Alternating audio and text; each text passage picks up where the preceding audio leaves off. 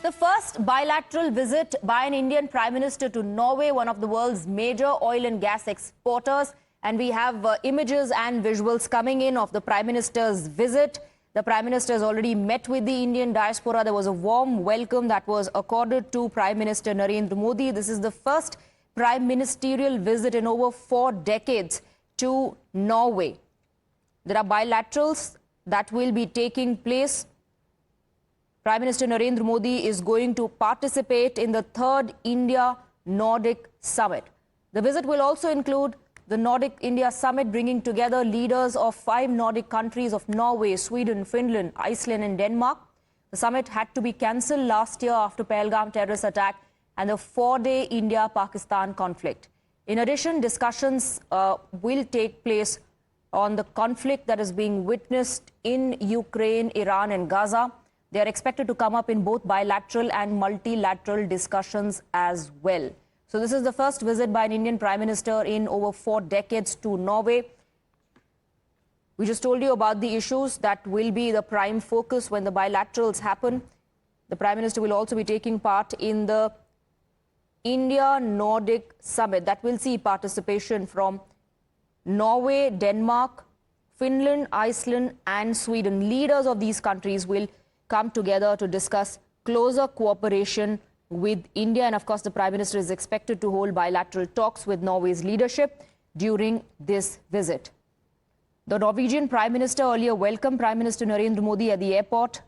This also marks the beginning of an important round of diplomatic engagements focused on trade, technology, innovation and regional cooperation. Before arriving in Norway, the Prime Minister wrapped up his 2-day visit in Sweden, where he held extensive talks with the Swedish Prime Minister. Both countries agreed to elevate ties to a strategic partnership, and all eyes would now be on the outcomes of these bilateral talks on the India-Nordic summit that is going to take place, because remember, Norway is one of the world's major oil and gas exporters. That becomes all the more significant in the times that we are living in, with the conflict escalating in West Asia and the energy crisis that has troubled the entire world. Let's go across to Støre Chaudhary. He's joining us in the broadcast with more details. I was just emphasizing on how Norway, Støre, is one of the world's major oil and gas exporters. And this visit comes at a time when there is energy crisis that has hit the entire globe, at a time when the conflict is only escalating in West Asia. There are two issues that can be looked at here. First of all, yes, you're right. Norway has enormous reserves of crude oil and quite naturally, and natural gas, and that is something India could find useful exactly at this point. So it's an important moment. So that's really one thing. Secondly, Norway has enormous expertise as far as green technology is concerned. So not perhaps now, but 5 years, 10 years, you'll probably have more cars in India running on electricity, batteries, than diesel or petrol.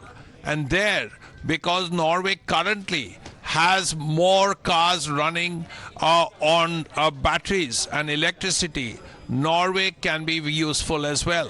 So as far as crude oil is concerned, as far as green technology is concerned, other innovations are concerned, Norway is extremely useful. All right, Støre, thank you very much for getting us the details, for putting things into context. We're moving on now.